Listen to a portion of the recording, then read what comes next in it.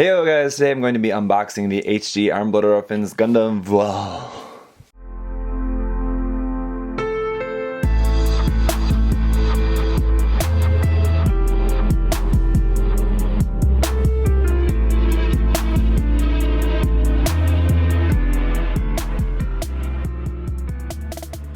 So even though the anime is now ending, we still do have a couple more HG Armblood Orphans kits that are going to be coming out.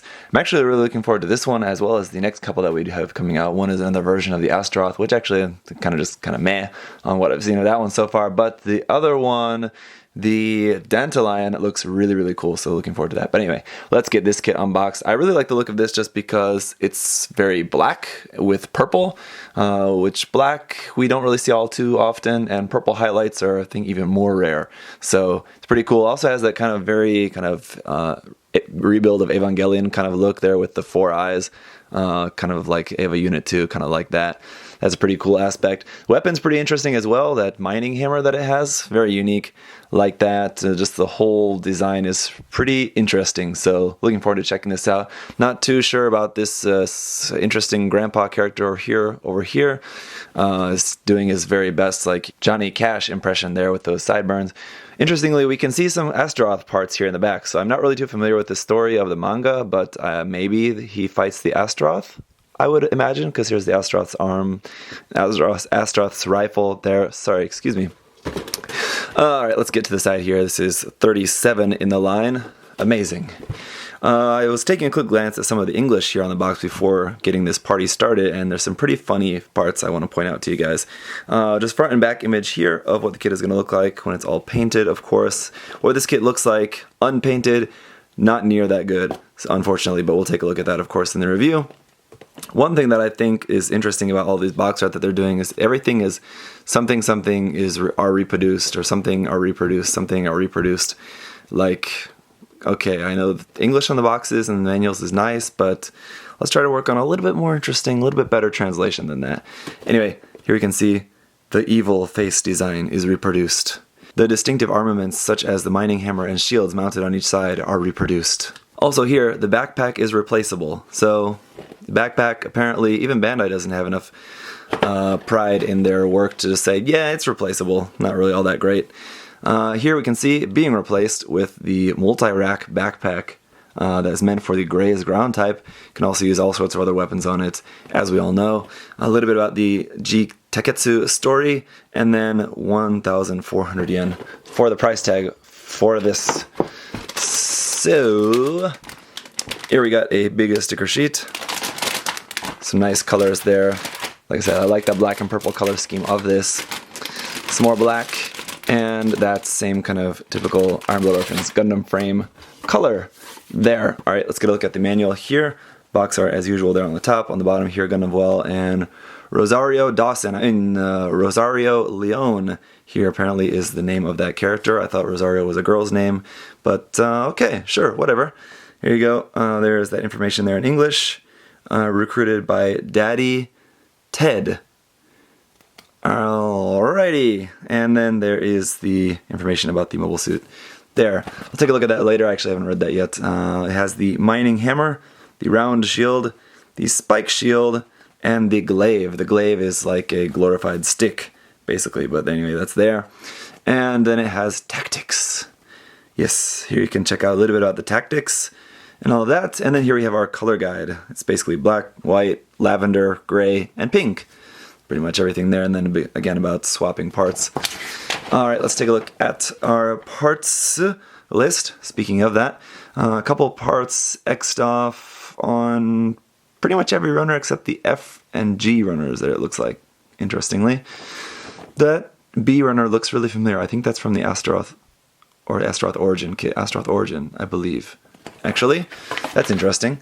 I hadn't really noticed that about the design before.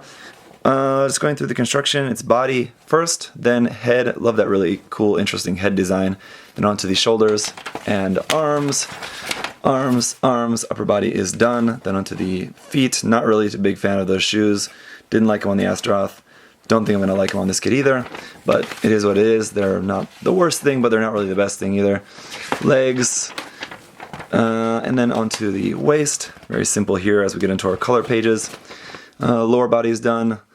The mobile suit is done. Onto the backpack. Very simple, just a few pieces there.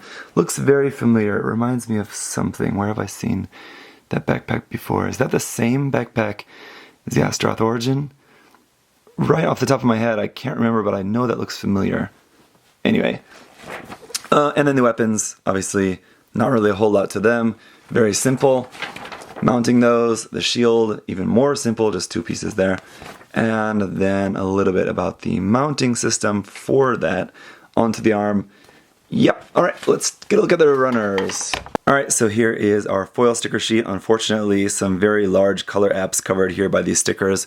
That is not a good sign. I know like these purple ones here, I'm pretty sure are all going like on the inside of the shield. This one, not quite too sure. This one going on the outside of the shield, I believe, which I thought was pretty much that color anyway. The color that was molded in, and I'm not too sure anyway. A couple more there. And then obviously here, just ones for the eyes there in black and red. PC002 for our standard IBO polycap runner here in that same kind of dark brownish gray. And here we have runner A, which is the HG144 Iron Blooded Orphans Gundam Frame 4.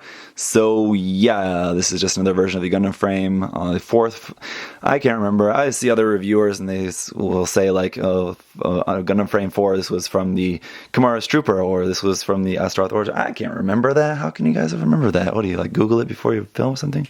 I don't know. I don't remember anyway. This was used on one of them. Anyway, all the Gundam frames are very, very similar. It's just like a few parts different. So it has a different frame number.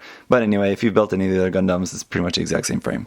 The runner B here, Bandai is going straight black with this. It seems like with a lot of kits for a while, as long as like the last black, really black kit that I can remember. I guess the Bawu did have some black parts, I believe. And then I think it was that the one from... The black one from Reconquista and G, the name is escaping me at the moment. But anyway, a lot of times Bandai doesn't go full black on their kits. I don't know what exactly the reason is for that.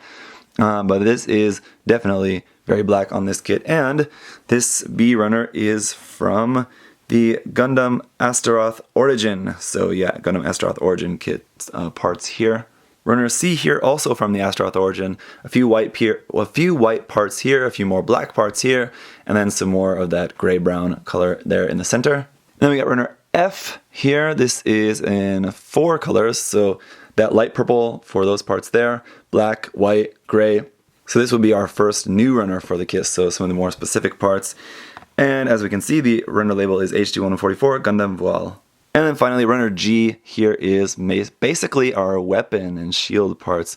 Now again, as I said, there's that shield, it's in that brown color, and then here's the sticker, which is a very slightly lighter shade of like grayish, brownish color. Kind of silly. But anyway, there's all our parts for the Vual. So that's it for this unboxing of the HG Iron Blooded Orphans Gundam Vual.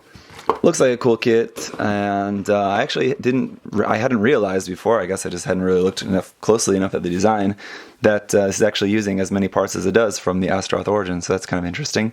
So maybe we'll have to have a comparison in the review, or maybe not, we'll see. Anyway, if it warrants it, I'll show you guys that. If I don't really think it matters, then maybe I just won't, I don't know. Anyway, I'll get this snapped up, and thank you guys as always for watching, thank you as always to MindFenix Hobby Store for sending me this kit to share with you guys.